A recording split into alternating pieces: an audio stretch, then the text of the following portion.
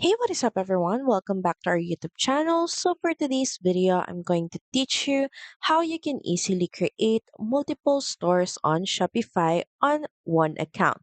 So first, you may want to head over to admin.shopify.com and make sure that you're already logged into your account.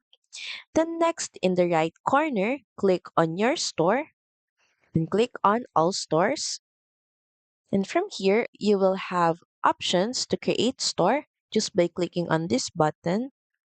You will then be redirected to the registration page, but you can skip this part. Basically, like just creating a new account, but you're just going to create a new store. And from here, you can skip customized setup if you want to. And now we're back to our admin page. And if we check our store, you can see here that a new store is now created on the same account. So that's pretty much it. Thank you very much for watching this video. I hope that you find this video helpful. And if you do, please don't forget to like, share, and subscribe to the channel. And I will see you again on the next one. Bye.